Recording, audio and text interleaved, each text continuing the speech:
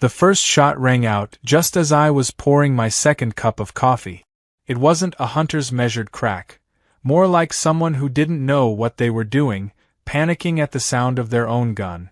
Out here, gunfire isn't exactly rare, but when it echoes from my property, my blood pressure spikes faster than the caffeine hit. The dogs went wild, barking toward the north pasture. That's where the bull was. My bull. Titan. 2,000 pounds of muscle, horns like sais, and a temper that could flip a truck.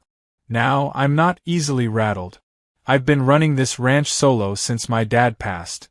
10 years of early mornings, busted knuckles, and more manure than I care to calculate. But hearing gunshots near Titan's paddock made my gut twist.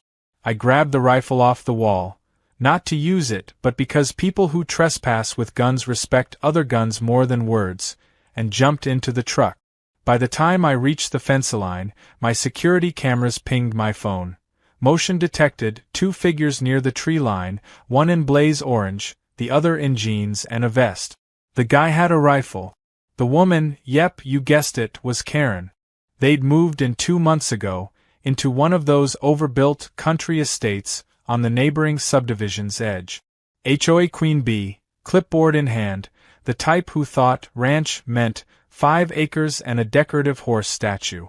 She'd already complained about my rooster crowing before sunrise and the smell of hay like she'd bought a house in the middle of New York, not rural Texas.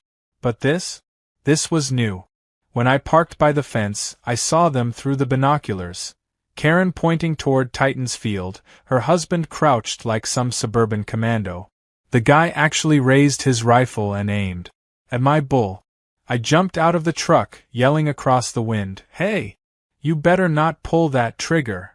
The man froze, but Karen turned like I'd just interrupted her manicure. "Excuse me. We're on community land. My husband's a hunter. He has every right." "Community land?" I laughed, more out of disbelief than humor. "Lady, this is private property. That bull is worth more than your SUV." She scoffed, brushing invisible dust off her sleeve. "Well, maybe you should mark it better. The HOA said everything past the creek is communal. You people keep fencing off everything like you own the county." I pointed to the giant private ranch, "No trespassing" sign nailed to the post behind her.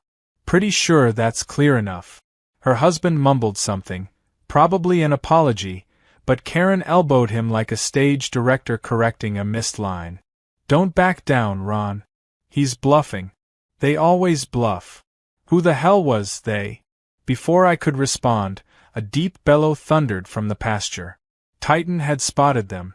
He was pawing the ground, tail flicking, head low.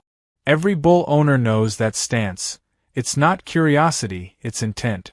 "Move away from the fence," I warned. Ron looked up, confused. Karen rolled her eyes. "Oh please, it's just a cow." Titan charged. The sound was like a freight train on fire, thunder and dirt and fury. Karen screamed as the bull slammed into the fence with enough force to bend steel. The posts rattled, but the barrier held. Barely. Titan's breath steamed in the morning air, his horns inches from her husband's rifle barrel. I shouted again, "Get out of there!" They finally scrambled back, tripping over roots and dignity alike. Karen's designer boots sank into mud as Ron tried to drag her up the hill. She kept yelling about how she'd call the HOA and report this animal, as if she had jurisdiction over a 1,000-pound bull. When they finally disappeared past the trees, I exhaled. Titan snorted once, stomped the ground like punctuation, and trotted off to his water trough, satisfied. By noon, I figured that was the end of it. Just another morning in the neighborhood. Then the email came. Subject line: Formal complaint, dangerous livestock incident. Karen had copied the local HOA board, the county sheriff, and, just for flavor, the Texas Department of Wildlife. Her version? Her husband had been peacefully scouting for deer when my unrestrained livestock attacked the community fence. She claimed property damage, emotional distress, and an aggressive bull posing a lethal threat to residents. I laughed so hard I nearly dropped my phone. Then I realized, If she actually stirred up the county office, I'd be facing inspections, fines, maybe even forced relocation of Titan. So, I replied carefully. Professional tone. Attached time-stamped footage from my security cameras. I didn't even mention the trespassing law or the fact that firing a gun across private land without permission was a felony. I just asked one simple question. Would you like me to forward this evidence to the sheriff myself, or will you withdraw your complaint? She didn't respond. Instead, 2 days later, I noticed her husband driving a quad bike near the property line again. This time, he had camouflage gear and a rifle case strapped to the back. That's when I started to realize something deeper was brewing. It wasn't about hunting, it was about control. Karen couldn't stand that my land sat outside HOA jurisdiction. She'd already bullied 3 neighbors into repainting their mailboxes and trimming non-compliant hedges. But me? I was the reminder that she didn't run everything she could see from her patio. So she'd found a new angle, using her husband.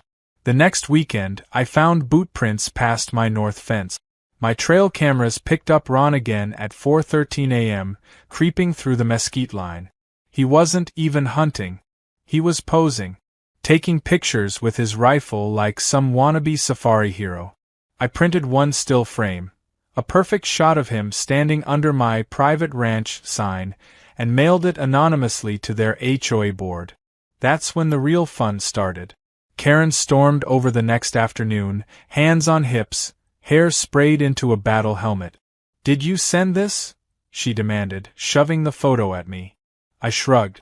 "Looks like someone caught your husband trespassing." "Don't play dumb," she snapped. "This could ruin his reputation. He's a respected member of the community." "Then maybe he shouldn't break the law," I said, deadpan.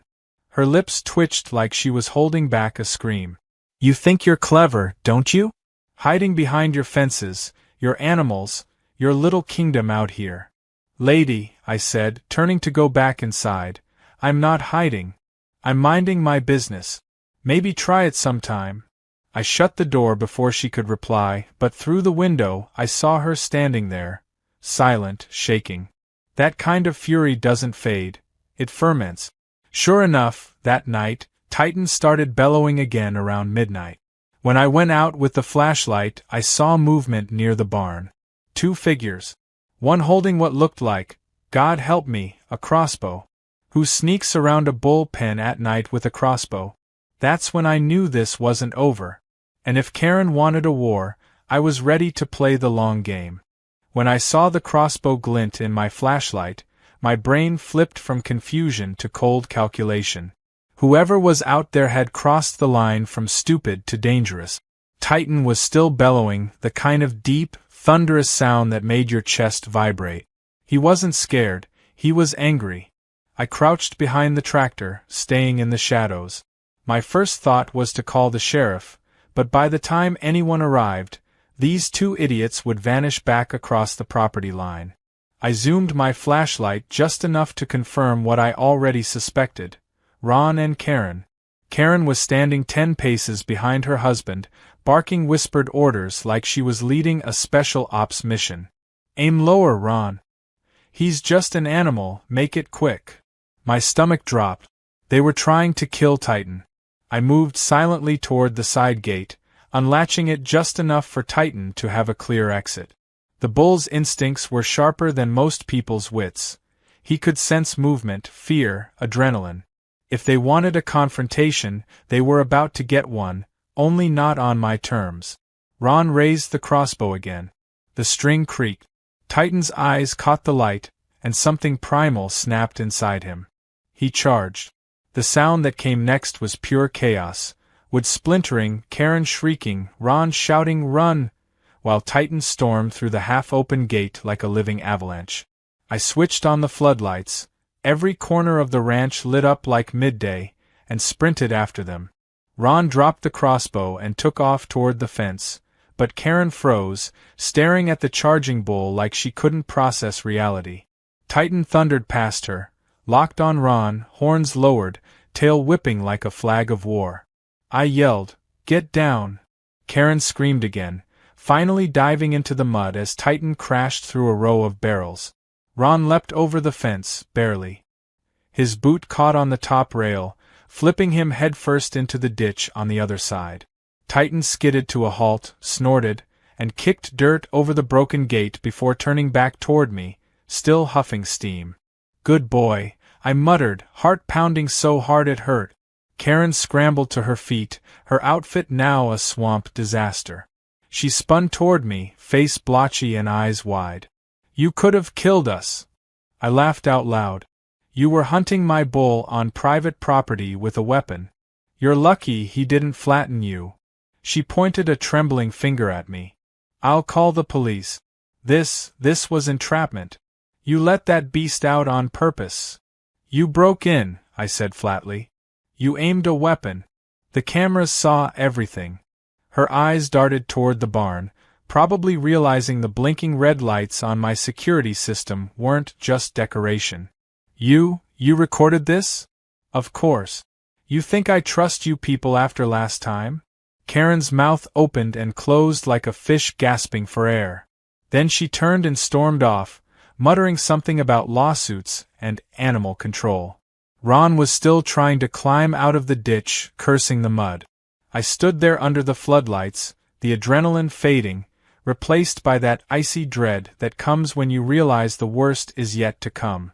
Because people like Karen don't stop when they're wrong. They double down. By morning, my inbox had exploded. One email from the HOA. One from Karen D., community president.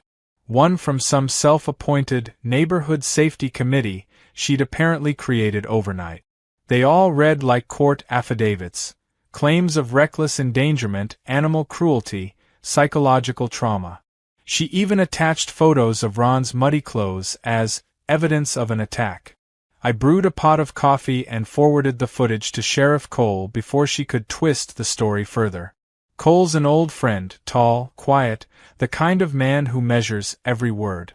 When he arrived an hour later, he stepped out of his cruiser, took one look at the bent fence, the broken barrels, the hoof prints, and sighed. "Let me guess," he said. "Karen again." I nodded. "This time they brought weapons." He whistled low. "You've got footage?" I handed him my tablet. He watched in silence until Titan's charge sent Ron flying into the ditch. Then he smirked. "Well, that's poetic. You're not kidding." He rubbed his jaw. "Look, I'll file this as trespassing and unlawful discharge of a weapon on private property. You've got every right to press charges if you want." I hesitated. "Not yet. I want to see what she does first." Cole gave me that look lawmen give when they know you're about to do something clever, or stupid. "You sure about that?" "Oh yeah. If she wants a fight, I'll let her build the rope herself." He chuckled. "You always were the patient kind." That afternoon, Karen escalated exactly as I predicted. She held a so-called emergency HOA meeting, invited half the subdivision, and live-streamed it to the community Facebook page. My neighbor Sam sent me the link. There she was, standing at a podium in her immaculate living room, speaking like a politician who'd just survived a war zone. "We are under threat from dangerous livestock and an unstable property owner who refuses to follow community standards," she declared, waving printed screenshots of my ranch like they were criminal evidence. Someone off-camera asked, "Wait, isn't that private land?" Karen smiled thinly. "Technically, yes, but it's adjacent to our walking trails. We can petition the county to restrict livestock density for public safety." Public safety. From a bull that had never left his paddock until her husband broke in. She continued, "We must file a collective complaint. These animals are a liability. If we don't act, someone could be killed." I couldn't resist commenting from my official ranch page. "The only thing in danger was your husband's dignity. He trespassed with a weapon. Sheriff's report incoming." The comments section exploded. Half the community sided with me, the other half with her. Neighbors I'd never met suddenly had opinions about rural ethics and community harmony. By the next day, The post had over 400 comments and 3 separate memes of Ron facedown in the ditch. That's when the sheriff called again. "Thought you should know," Cole said. "Karen filed a restraining order." I almost spat out my drink. "Against who?" "You. And the bull." "The bull?" "Yep. Says Titan's presence causes her emotional distress. Wants him relocated or euthanized." I pinched the bridge of my nose.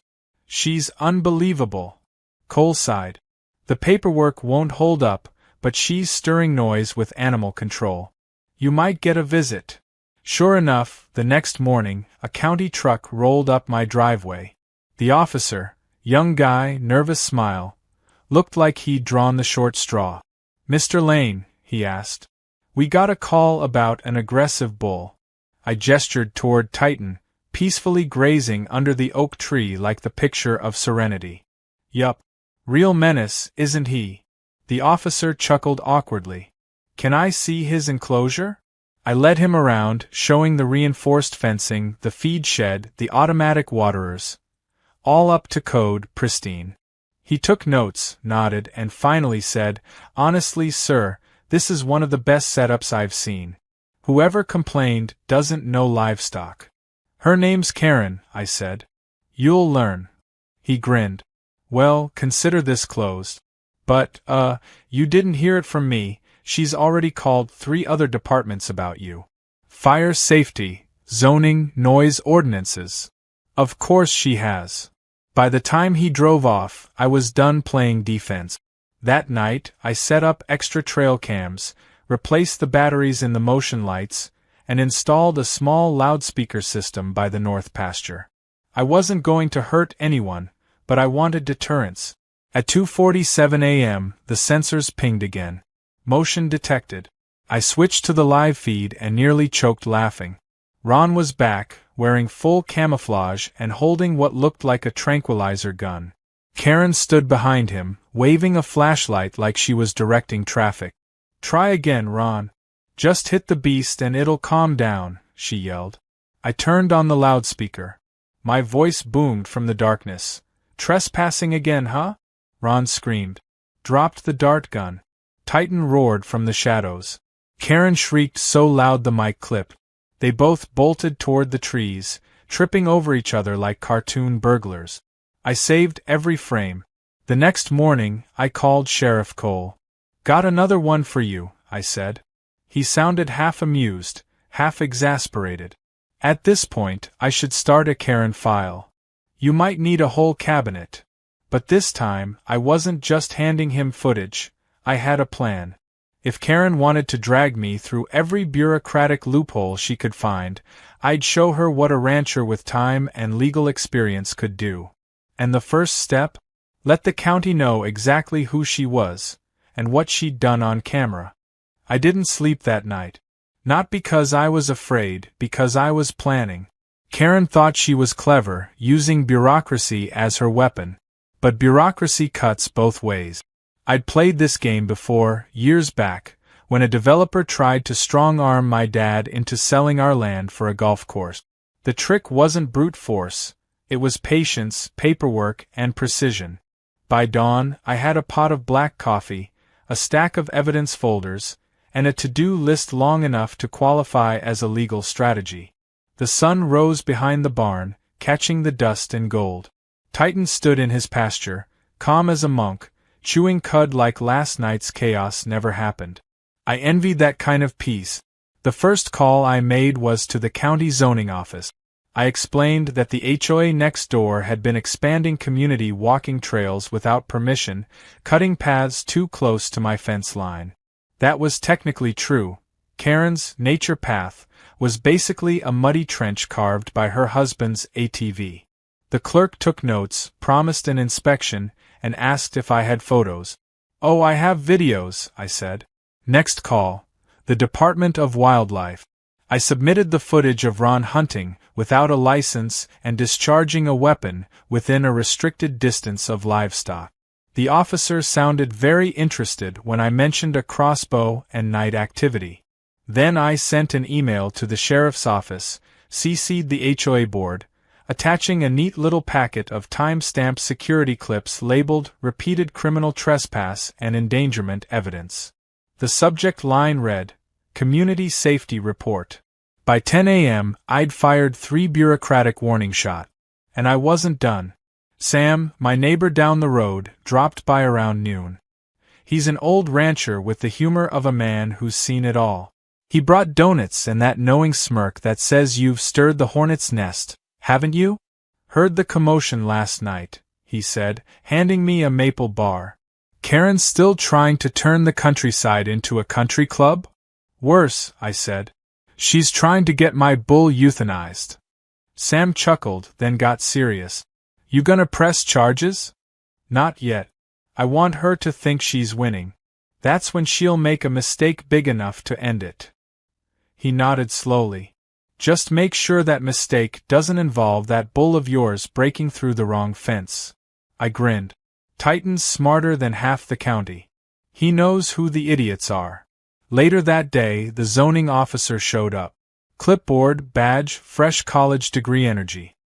He introduced himself as Alan and started snapping photos along the north fence. Karen must have seen his truck because 5 minutes later she came marching over, sunglasses on, fury radiating like heat shimmer. Excuse me, she snapped. Why are you on our trail? Alan frowned. Ma'am, this is unregistered development on non-HOA land. We're investigating boundary violations. Her jaw dropped. That's absurd. It's a community amenity. I organized volunteers for this.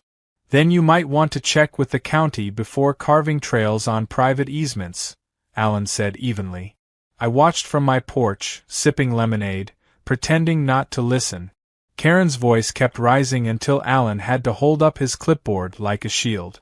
When he finally walked back toward me, he looked both frazzled and amused. Mr. Lane, he said quietly, she might be the most stubborn person I've ever met. You get used to it, I said. Kind of like a seasonal allergy. He laughed. Well, we'll be issuing a stop order on their construction. Looks like they built about 20 feet onto your property. That made me pause. 20 feet. Yes, sir. Technically, you could sue for damages. I smiled. Technically, I could. By sunset, word had spread through the entire neighborhood. The HOA's community trail was shut down pending investigation.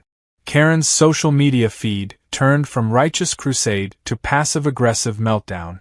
Posts like, some people just can't coexist peacefully, and entitlement runs deep in rural areas, flooded her page. The irony was delicious, but she wasn't done fighting. At 8 p.m., I heard engines. Headlights cut through the dark. 2 ATVs crawling along the property line. Karen and Ron again, flanked by another man I didn't recognize. They stopped near the fence, voices carrying over the quiet. That's him, Karen said. He's the one sabotaging everything. The stranger, tall, heavy-set, wearing a county uniform, stepped forward. Mr. Lane, he called. I walked out onto the porch, keeping my tone calm. Evening. Something I can help with. Name's Dennis. Fire Safety Inspector. Got a complaint about hazardous materials stored near livestock enclosures. Let me guess, anonymous? He shrugged. That's how it came in. Karen crossed her arms like she'd just played a trump card. See? Told you we'd get the county involved. I gestured toward the barn. Be my guest. Dennis followed me inside, scanning the shelves of feed, tools, and sealed chemical containers. He nodded approvingly. Everything's labeled and stored correctly. You even have secondary containment. Karen poked her head in, voice sharp. Check that blue barrel. It smells toxic. Dennis lifted the lid. It was molasses feed. Titan snorted behind us like he was laughing. The inspector chuckled. Ma'am, that's livestock supplement. Karen's face went crimson. Well, maybe the fumes are dangerous. They're sugar, Dennis said dryly. Unless you're diabetic, you're safe. When they finally left, Ron muttered something about lawyers. I just waved. Bring all the lawyers you want. Just remember to stay off my land. I figured that would be the end of the week's chaos. But Karen wasn't a one-act show. She was a saga. 2 days later, I got an official letter, an HOA notice of nuisance violation. According to their paperwork, my bull was disrupting the peaceful enjoyment of the community through frequent noise and intimidation. They gave me 7 days to rectify the issue or face fines. That was the moment I decided to end it for good. The next morning, I met with Sheriff Cole again. He listened to the whole saga, shaking his head. When I showed him the night footage of the tranquilizer gun attempt, his jaw set. "You've given her every chance," he said. "Time to press charges." "I agree," I said. "But I want to do it clean. No headlines, no drama. Just paperwork and truth." He smiled. "You really are your father's son."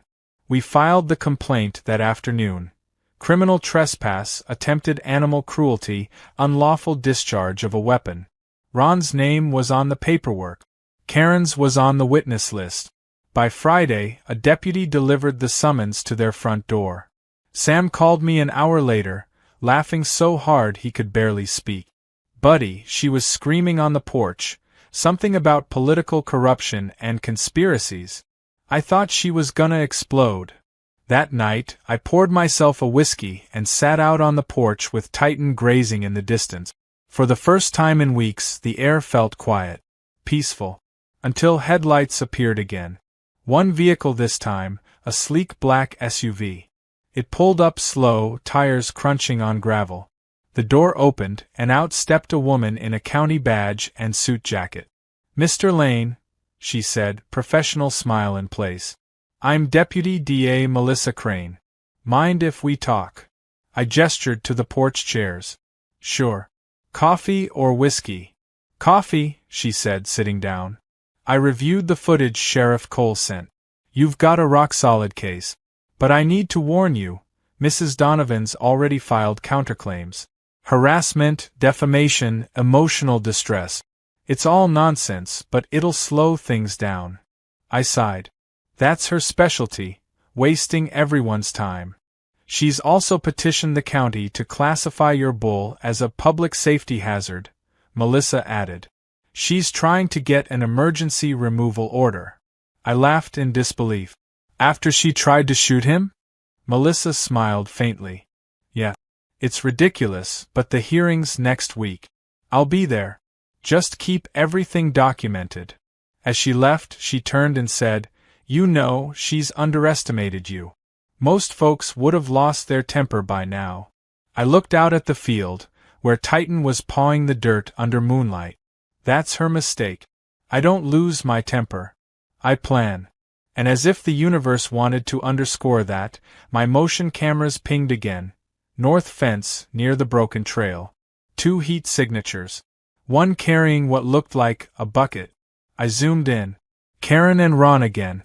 This time, pouring something along my fence line. I didn't know what it was yet, but the smell, when the wind shifted, told me it wasn't water. It was gasoline. When I smelled gasoline on the night breeze, something inside me turned ice cold. That wasn't petty revenge anymore, it was arson. I froze for half a second, just long enough for my brain to catch up to what my gut already knew. Karen and Ron were trying to burn my property. Titan snorted from the pasture, uneasy. The dogs started barking. I grabbed the flashlight in one hand and the phone in the other, already dialing the sheriff.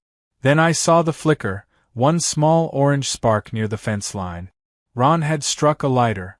I shouted before I thought, "Don't you dare!" They spun around like kids caught stealing candy, except this wasn't candy, it was fuel spread across 30 feet of my wooden fencing. Ron's face went pale. Karen hissed, "Run!" But he hesitated too long. Titan bellowed. The bull's roar echoed through the fields like a war drum. He wasn't charging, yet, but he was fully alert, muscles tensed, watching the 2 intruders at the edge of his domain. Karen grabbed Ron's sleeve, dragging him toward their ATV parked near the trail, but her boot slipped in the mud and she went down hard. The lighter skidded away, landing right in the wet patch of gasoline. I sprinted down the hill, yelling, Get away from there! Ron scrambled upright, panicking, and stomped the lighter out just in time. The gasoline didn't ignite, but the smell was everywhere now, thick and nauseating. My flashlight beam caught the glimmer of a red can still half full. The sirens came faster than I expected.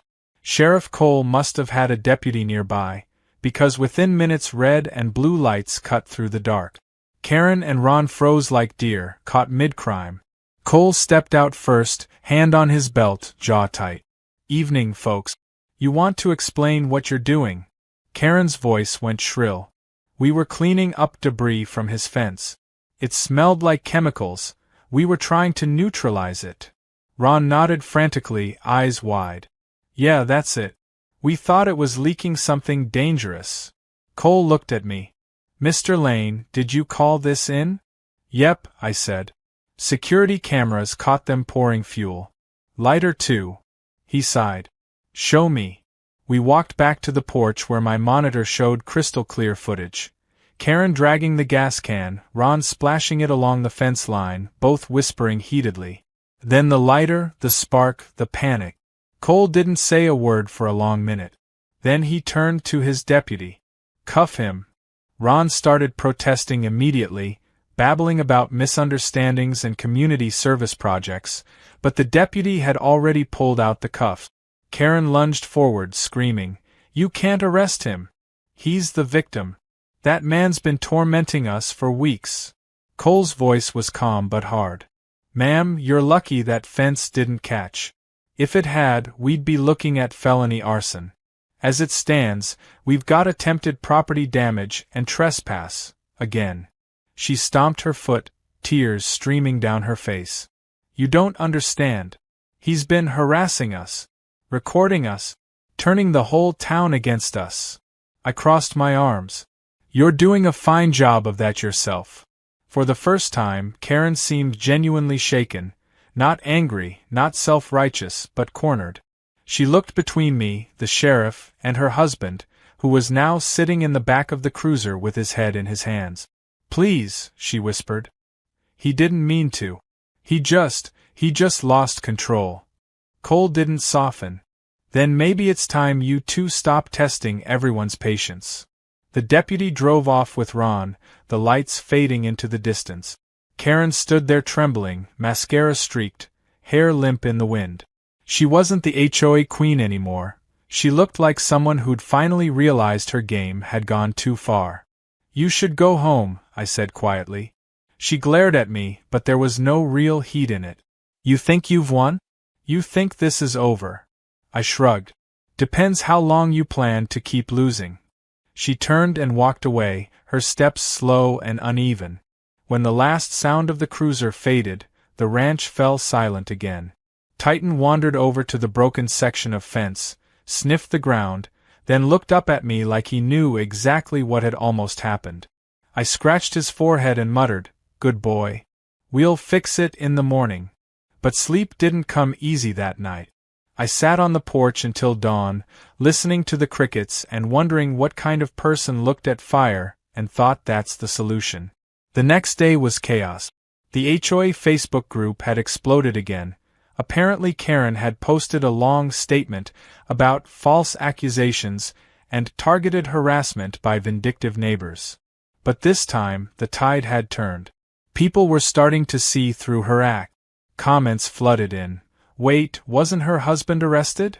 Didn't she threaten to sue animal control? She's out of control. For the first time, Karen wasn't leading a mob. She was the mob target. Still, I wasn't about to relax. The county prosecutor, Melissa, called that afternoon to confirm that charges were being upgraded. We've got clear intent, she said. Fuel, ignition source, and video evidence. It's airtight. I thanked her, then asked the question that had been gnawing at me. What about Karen? She's listed as an accessory, but with Ron in custody she'll probably focus on damage control. Expect noise, not action. Noise. That was an understatement. That evening, my phone buzzed non-stop. Unknown numbers, blocked callers, spam emails accusing me of framing a good man.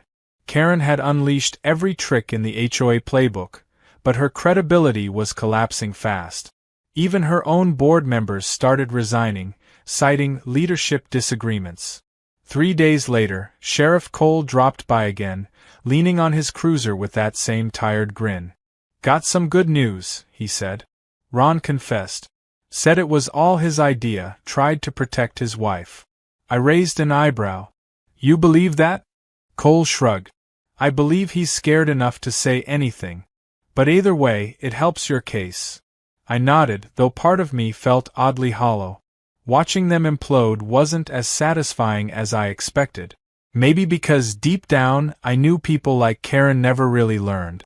They just waited. Sure enough, that waiting didn't last long. The next weekend, I heard the familiar sound of Karen's voice outside my gate. Not yelling this time, pleading. "Please, just a minute," she called.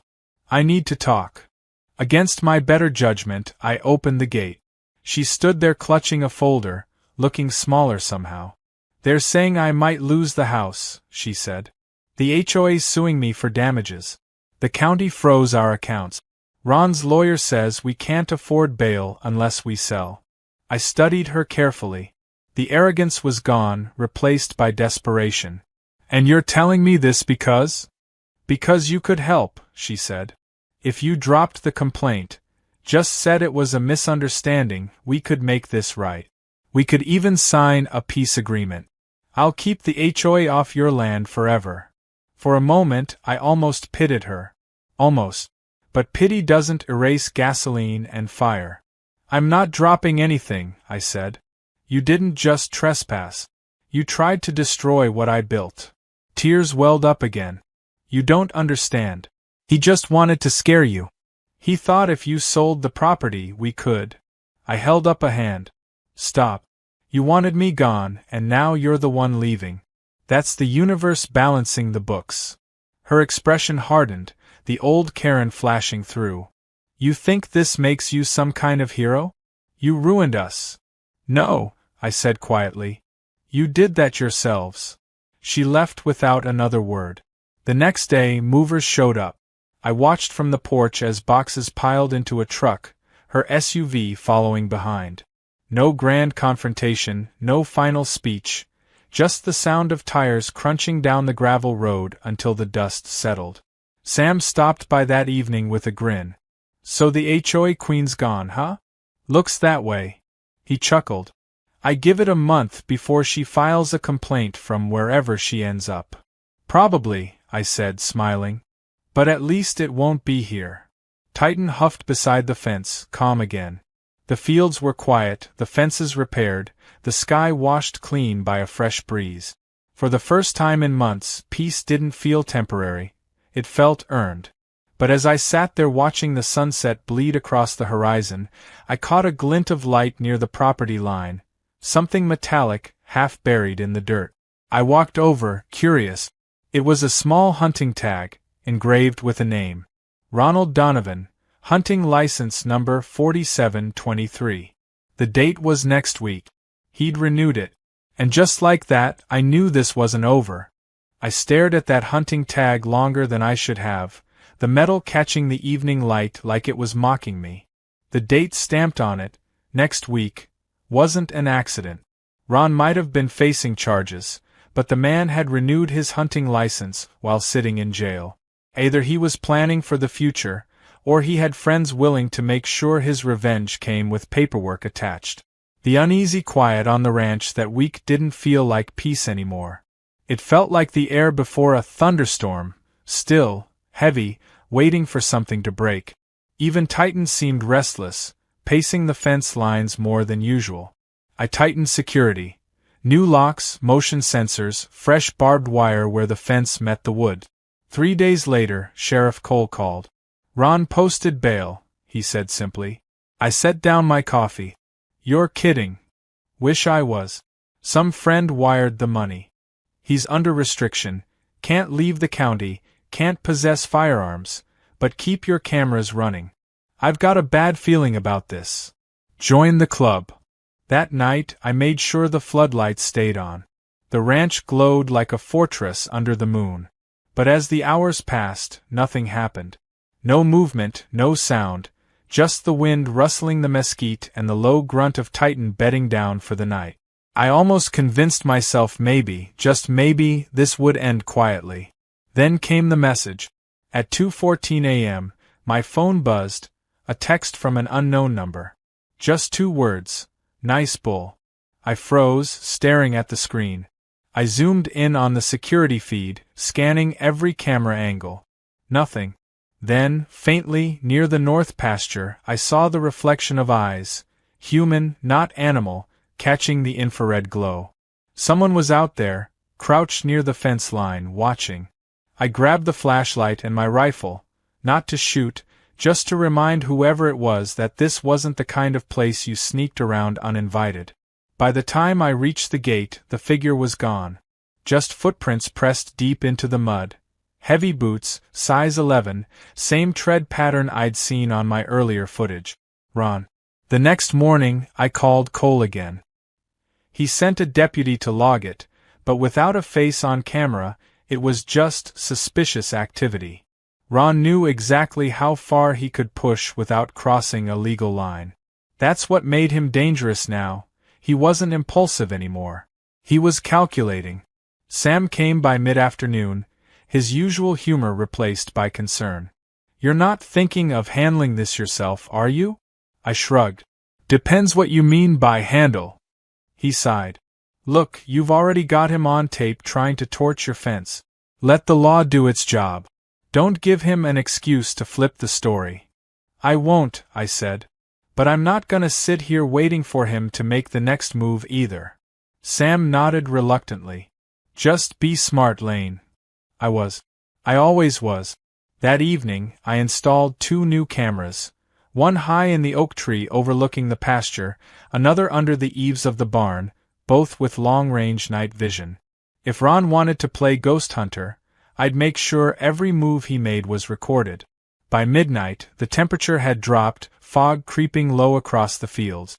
I sat inside watching the monitors, every pixel of grainy black and white. Titan stood by the fence, breathing slow clouds into the mist. The stillness was eerie, like the world was holding its breath. Then the bull's head snapped toward the treeline.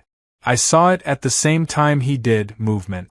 A faint silhouette creeping along the fence, flashlight flickering. A man, crouched, holding something long. The rifle was illegal, but that didn't seem to bother him. I whispered, "Got you." I hit record, zoomed in. Ron stepped into view, scruffy, eyes wild, hands trembling on the stock. He wasn't alone. Behind him, half hidden by the trees, Karen's silhouette hovered, whispering furiously. I couldn't hear the words, but her body language screamed desperation. She was trying to stop him. He shoved her back. The rifle lifted. Toward Titan. My heart hammered. I shouted out the window, "Hey! Don't even think about it." The sound startled him. His aim faltered, the shot went wide, echoing across the pasture. Titan bellowed, furious, and charged straight at the noise. Ron stumbled backward, dropped the rifle, and ran. Karen screamed, tripping in the mud as Titan's hooves thundered closer. I grabbed my truck keys, speeding across the property just as Titan slammed against the fence. The barrier flexed, cracked, but held. Barely. Ron and Karen fled into the dark, their flashlight bouncing wildly as they disappeared into the woods. By the time Cole arrived, I had the footage ready. He watched the screen silently, then exhaled through his nose.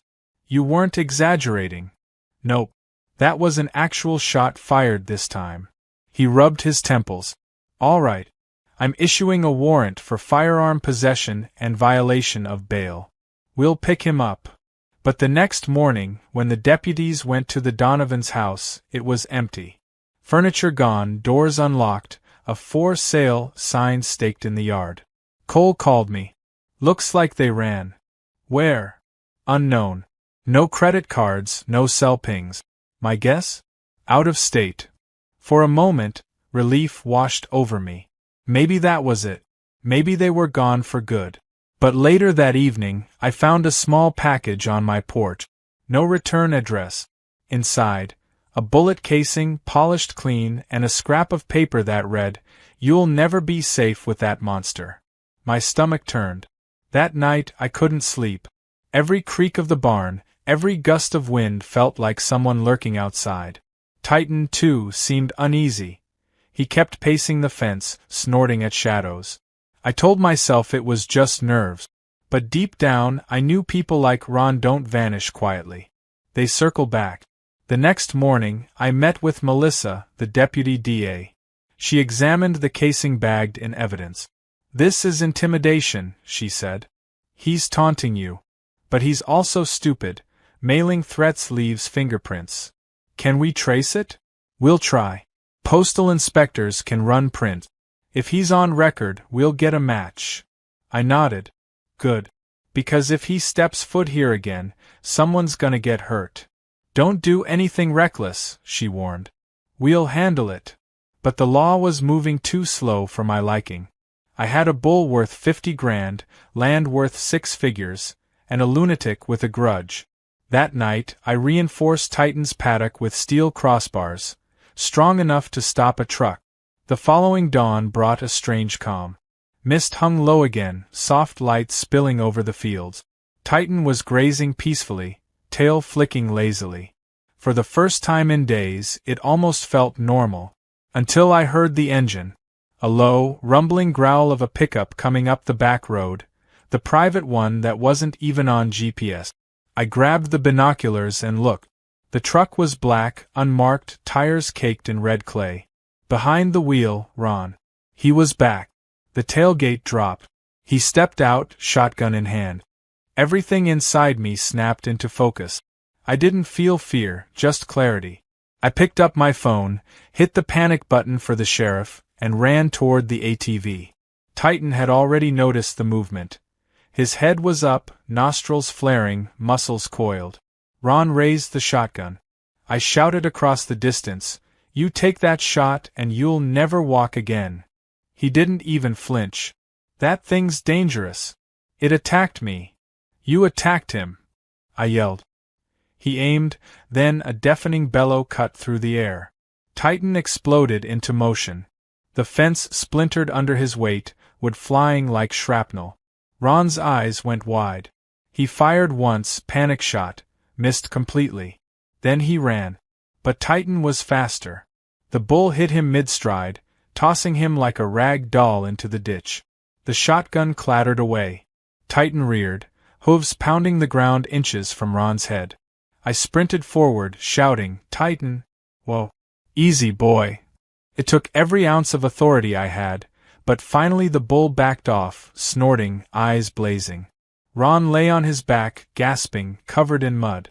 When the sheriff's sirens wailed minutes later, I stepped aside and let them take over. Cole took one look at the scene and shook his head. "I told you he'd come back." "He almost didn't leave," I said. Ron was loaded into the ambulance, babbling something about self-defense and demonic animals. Karen wasn't there. Not this time. As they drove off, Cole turned to me. "You okay?" "Yeah," I said, exhaling hard. "But Titan's earned himself another medal." Cole smiled faintly. "You know this story's gonna end up all over town, right?" "Good," I said. "Maybe next time someone thinks about trespassing, they'll remember the bull." But as the ambulance disappeared down the road, I noticed something glittering in the ditch. A camera. A body cam, half buried in mud, blinking red. Ron had been recording. The body cam blinked red like a heartbeat, half buried in the ditch where Ron had fallen. I picked it up carefully, wiping off the mud with the corner of my shirt. The casing was cracked, but it was still recording. That alone told me more than I wanted to know. Ron hadn't come back to kill Titan this time. He'd come back to film something. To twist the story again. When Sheriff Cole saw it, his expression darkened. "You think he was trying to fake a self-defense video?" "Exactly," I said. "He probably wanted footage of Titan charging so he could claim the bull attacked unprovoked." Cole whistled low. Man was digging his own grave and didn't even realize it. We drove back to the station with the body cam sealed in an evidence bag. The tech team downloaded the footage, and within an hour, We were watching the entire scene unfold from Ron's perspective. The shaky frame showed him sneaking onto the property, muttering into the camera. "See? This is it," he whispered. "The bull's been stalking the fence line for days. Dangerous animal. HOA was right. This guy's letting it roam." The next few minutes were grainy but damning. He poured something from a small bottle, pheromones, maybe, to lure Titan closer. Then Karen's voice off camera. "Ron, stop this. Please. You'll just make it worse." He ignored her, walking closer to the fence. "If it attacks me, we'll have proof." Then came my shout, the gunshot, and Titan's charge.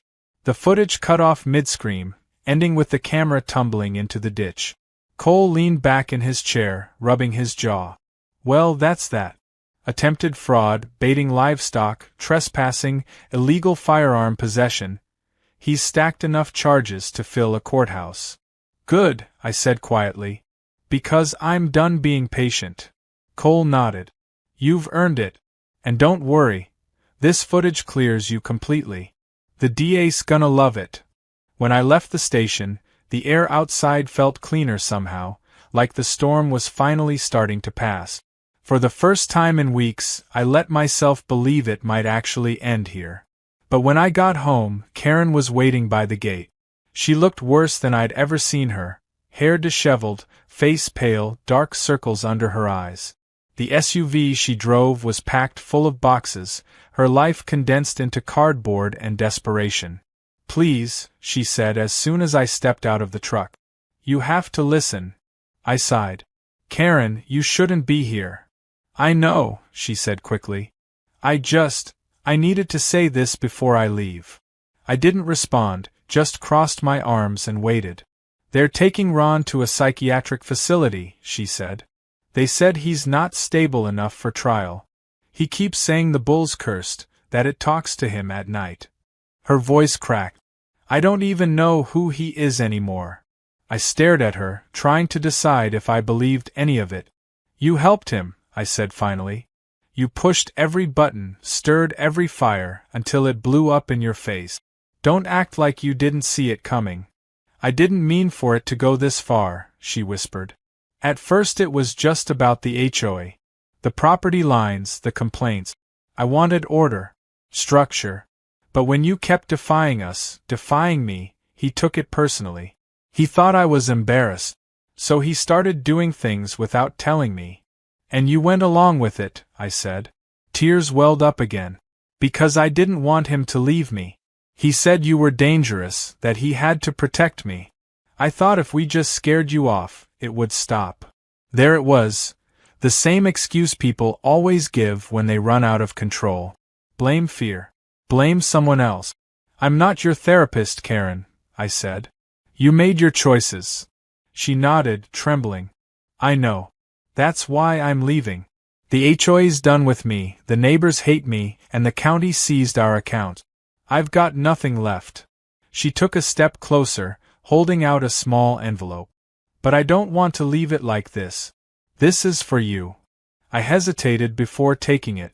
Inside was a folded photograph, an old picture of my father standing in front of the barn, shaking hands with a man I didn't recognize. On the back, in faded ink, "Thanks for keeping us honest, RD." I looked up sharply. "RD? Ron's initials." She nodded weakly. "Our fathers knew each other. A long time ago, before any of this. I found that in an old box last week. Maybe it means something." I stared at the photo, the past suddenly cutting through the present like a knife. My dad had mentioned once that he'd helped a young ranch hand from town get started years ago, taught him fencing, gave him spare feed, even vouched for him on a land lease. Could that have been Ron's father? The irony hit like a gut punch. My dad had helped his family, and now his son had tried to destroy mine. Karen's voice trembled. "I thought maybe he hated you because of that. Because he thought your family got everything his didn't." I folded the photo carefully, sliding it back into the envelope. "If that's true, then this whole thing started long before either of us realized." She nodded slowly. "Please don't hate him. Or me. We just Lost the plot somewhere along the way. I didn't say anything. She turned to leave, stopping just long enough to add, "The DA said the hearing's next week. They'll probably ask you to testify. I won't fight it. I just want to disappear." "Then disappear," I said softly. "But don't come back." She gave a sad little smile, then climbed into the SUV. The engine started, tires crunching on gravel, and she drove away without looking back. I stood there long after the sound faded, the photograph heavy in my hand. Titan wandered over, nudging my arm like he could sense the tension. I scratched behind his ear and muttered, "You and me, buddy. Looks like we outlasted the storm." But even as I said it, I didn't fully believe it. The piece felt too thin, too fragile. The next few days passed in slow motion. Reporters called, of course. Stories like this don't stay buried in small towns. Headlines popped up online. Ranch dispute turns violent. Bull saves owner from armed intruder.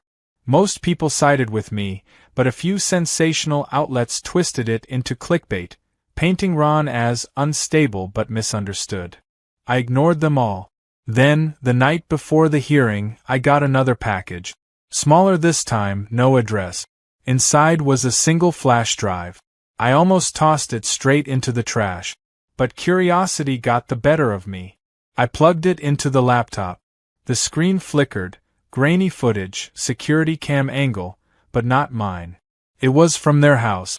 Karen and Ron, sitting at a kitchen table littered with papers, HOA binders, and empty wine glasses. They were arguing. Ron slammed his fist down. "You think this is about fences? It's about power. That man doesn't get to make us look weak." Karen shot back. "He's not making us look weak, Ron. You are. You're obsessed." He laughed bitterly. "You'll thank me when he's gone. I'll make sure of it." Then, chillingly calm, he leaned closer to the camera, like he knew it was recording, and said, "If anything happens, tell them it was the bull." The video ended there. I sat back, heart pounding. Whoever sent that had just buried any chance of Ron claiming innocence. It was confession by camera. I called Melissa immediately. She picked up on the first ring. "You need to see this," I said. Within an hour, she was at the ranch with a deputy, both watching the footage in silence. When it ended, Melissa exhaled. "This nails it. Not just the attack, everything. The false reports, the trespassing, the arson. It's all premeditated." "Who do you think sent it?" I asked. "Could have been Karen," she said. "Maybe her way of closing the chapter. Or starting a new one," I muttered. The next morning, the hearing went exactly as expected. Ron was ruled mentally unfit for trial, transferred to a long-term facility. Karen took a plea for obstruction and falsified complaints. No jail time, but permanent ban from HOA boards and a restraining order to keep her 50 miles away from my property. When the gavel dropped, it should have felt like victory. But it didn't. It just felt quiet. As I drove home, the sun was setting over the ranch again, painting the sky in bruised orange and gold. Titan stood near the broken fence line, calm and unbothered, chewing lazily. The land smelled clean again. No gasoline, no smoke, no fear. Still, as I passed the mailbox, I noticed one last thing taped to the post. A note written in neat cursive. "Thank you for saving me from him." No signature. I didn't need one.